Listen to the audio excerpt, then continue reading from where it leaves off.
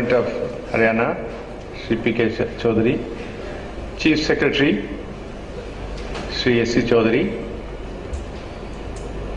and Yudhvir Malik, all the distinguished participants, delegates. It's really my pleasure and privilege to be here to share some of my thoughts at this conference.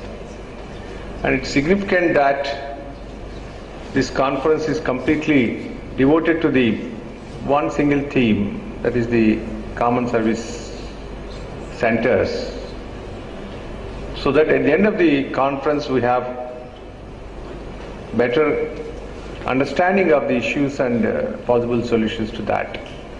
Generally, in several other conferences, each session is dedicated, speakers are running after different themes, and it is good that there is a singular focus on the CSCs here.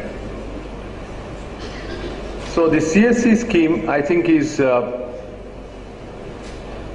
important in the sense that the proof of the pudding is in eating, as they say. The entire delivery, as far as citizen is concerned, happens at this point.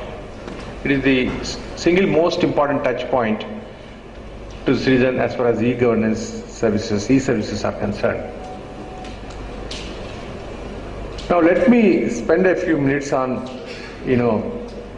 what we're trying to achieve through this. Where is the place of a CSC in the whole gamut of things? It goes back, I think, to the principles of good governance. If we really aspire for establishing good governance, it is about least governance, meaning that the citizen will have to touch the government offices as little as possible. It's about participative governance, that citizen has a say in various matters that happen. And it is about inclusive governance, that the people at the bottom of the pyramid are also able to get the services as any other person who is literate, who is illiterate, who has access. So CSC plays, I think, a key role in all these three principles of good governance. So that's why it's very important. It brings citizen centricity to the whole approach. I would like to see this also from another angle. That is, when you talk of service delivery and managing the service delivery system, it is not something new that we are trying to do for the last few years because IT is there. Traditionally, different approaches have been there, and the earliest known is the grievance-based approach or complaint-based, request-based approach. From the days immemorial, the system of holding darbars and receiving complaints, then trying to see what is the problem and trying to solve, and problem-solving method, complaint method. The second is a policing method, meaning that something wrong has happened and you are trying to intervene and investigate, prosecute, and make it an activity like that. So policing based. Third is rights based, of late in the last 10 years, whether it is RTI, right to services, right to education, right to health, and so on. That you are creating a fundamental right in the citizen, and then it is for the citizenry to pursue that and take it as a weapon. And the fourth approach, which I recommend and I like most, and I have been preaching and teaching and talking about it, doing it, is the reforms-based approach, where you are not looking at the problem after it has arisen, you are looking at the system and trying to see how you can prevent it before problems occur. So overhaul the system such that the scope for and the need for grievance the need for policing, the needs for right-based is either eliminated or reduced. So that is the most sustainable, most satisfying and most desirable, most democratic way of functioning for a government. So I think e-governance definitely has a place in that, because it's fundamentally reforms based. E-governance, just putting computers is not e-governance. It is about transforming the fundamental process of governance and then using IT to enable that. So in that sense, I think this is a sustainable solution to the problems that affect various systems of governance. Now, how do you transform? Where do you begin? Where do you go? There are two typical approaches again. One is front end, repairing the front end, improving the front end delivery system. It is good. I am not saying it in the negative sense. Projects like eSeva and eSampark here in Chandigarh, with which most of people present here may be familiar. The idea was that you have a nice ambience in the front end, connect with the back end and deliver the services through that front end, so that the contact with the government offices is eliminated. The other approach is a back end based. Several projects were there where you also do some kind of reorganization in the back end, automation of the back end and so on. Ideal here is again a combination of these two. You repair or transform both the front end as well as back end together. And there are very good examples of that. And one project in which a few people in this room, I would say, under the leadership of Yudhvir here, I had the privilege to work with him. The MCA 21 project, we have Sumantra also and others who participated in that project, where there was a front end which was totally a different ambience, different service levels, and a back end which was completely automated in terms of the workflow and no paper situation. Like Passport Seva, there are several other examples where a holistic approach is taken of the service delivery and end-to-end basis, front end to back end is revamped. So that is the ideal to have today.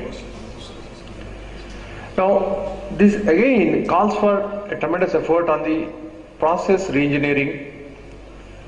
Unless you re-engineer the process, you just put old wine in new bottle, it will not make a difference except, utilizing your budget on computers and networks and servers and so on. So it is the process transformation, process re-engineering that is fundamental to. Even before we buy one computer, we must look at process reforms. I'm happy that my friend and colleague PK Chaudhary is here, is charged with the responsibility of reforms. I think that is fundamental. If you want to do a radical change, you want to create an impact on the people, it's very important to change the process first. And I have told elsewhere that there are 6 things that one needs to do, either of or combination of them. First is eliminate a process, eliminate a sub-process, cut out unnecessary stuff, unnecessary forms, unnecessary columns, simplify, standardize, automate, integrate, and provide self-service. So these 6 principles are fundamental. Are we able to ingrain them in all our process, whether it is land records which we are doing? Today, it needs the initial of so many people or click of so many people to get a land record. Why should it be so? It worsens the process. The need for such long-winded process. Cut out unnecessary thing and keep only whatever is the bare bones that is required to deliver that service. So these principles of BPR or process engineering are very, very important for each department. Before they go online, they should do that. Otherwise, it's like, just giving a new color to an old building without changing the functionality. Now with this, of course, let me just mention that the Government of India has started this National E-Governance Plan in 2006, and 31 mission mode projects have been started, and CSCs is one of them. The Common Service Centers, why is it called Common Service Centers? I was trying to analyze, though there is no written explanation of that. But my own meaning is, and that's very important, that we talk about it today, and so many departments are participating here. Common Service Center, common from the citizen's perspective, that for anything and everything, you can go to that center. Common from the perspective of the various departments, that if I want to deliver any service, this is the only channel. This is the funnel through which all the services should flow. So from both sides it's common. And also it is common to a variety of services, whether it is G2B, G2C or B2C or whatever combination of services. So it's common. If you have to justify the title Common Service Center, we have to do all this. That kind of integration. All departments should feel that this is mine. It's not IT department's asset alone. It is a convenient way of fanning out our services to the public at their doorstep. Now, a mention has been made of we have today 1.28 lakh CSCs in this country. Across the length and breadth of the country, including those which were started before CSCs were conceived, like eSeva, eSampark, etc., have been subsumed today into one program, which is the CSC program, out of which, unfortunately, only 63,000, which is roughly 50%, are only delivering the services online. We have an online tracking system, which has been mentioned earlier about ETAL. Only half of them are connected and appear to be delivering services. So this is a matter of concern. Why is it so many CSCs do exist on paper and not still deliver any service? That is an idea that's an aspect that needs to be explored, discussed, and we need to find ways and means of improving the situation. And one more statistic I would like to give is these CSCs across the country are delivering approximately 60 lakh transactions every month. 60 lakh transactions every month, which is not good enough. In a country with 120 crore people, is it a drop in the ocean? So we need to look at this. How can you make it more vibrant, these CSCs, and take the number of transactions level much higher? And one good thing is that Haryana is standing fourth in the entire country as far as the number of e-services are delivered are concerned. Through this ETAL, we set up a kind of a virtual competition between various states. They look at etal.gov.in. It's a real time. A transaction happens anywhere in the country, whether through CSC or electronically through other means. It ticks by that number, minute by minute, it enhances. So this ETAL has served a very good purpose in setting up competition between comparable states. So in that comparison, Haryana, I'm happy, is at the fourth place. It keeps changing by every day, every month. But as of today, this morning, I saw it is in the fourth position today. And I must compliment the officers present here. But it is only, my assumption is, they have done 63 lakh transactions in Jan and February till now, in these 5 weeks. It is not enough. It should have probably 10 times more transactions are possible. Today, land records, such an important, large requirement for the citizens, is not yet on ETAL so much.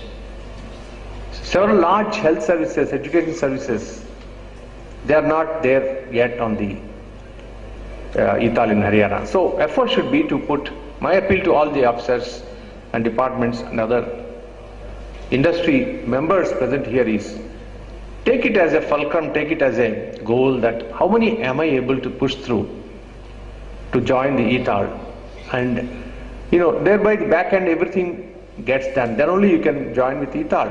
So there is a consequential back pressure on producing that extra element of reform and convenience to the citizens. Now the challenges I would for CSCs, some are doing 5,000 transactions a month. If you just analyze the ETHAL, you will very clearly see that 5,000 transactions a month they are doing, meaning almost 200 transactions every working day, versus 4 to 5 transactions per month, which is as if it is closed. So we need to analyze this asymmetry of the transactions happening. Then anytime, anywhere you say, but some are doing better, some are doing less.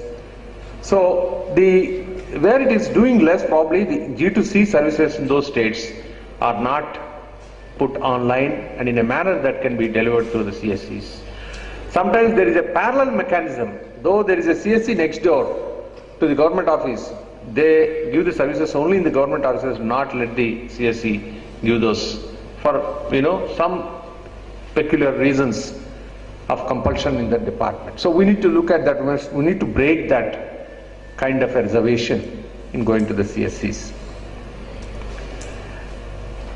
Then as far as the perspective is concerned, I would of course be back in the session in the afternoon, in the concluding session of today's proceedings. What is going to be the future for CSCs? Let me not try to spend more time on this at this point, but except to I think we have the Honorable Chief Minister arriving here this time. On behalf of all of us, I extend a warm welcome to the Honorable Chief Minister of Haryana.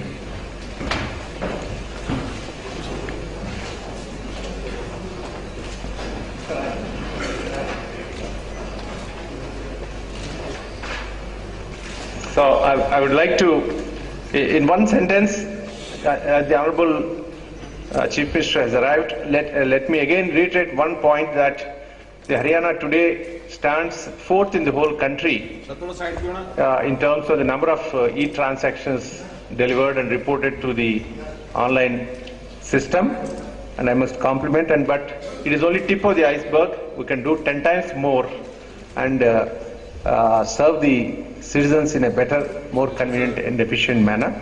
But being fourth in the country, I think is something really creditable at this point. I would like to thank the entire government of Haryana for this purpose. So without taking much more time than this, I look forward to very active discussions, deliberations, which will throw more light on the challenges faced by the CSCs and finding some lasting solutions for the CSC program. And also I wish the government of Haryana all the best in their ambitious project of village information system, which is being created to introduce vibrancy in the way the CSCs function here. And I wish them all the best, and support of Government of India can be taken for granted in this particular aspect. Thank you and all the best.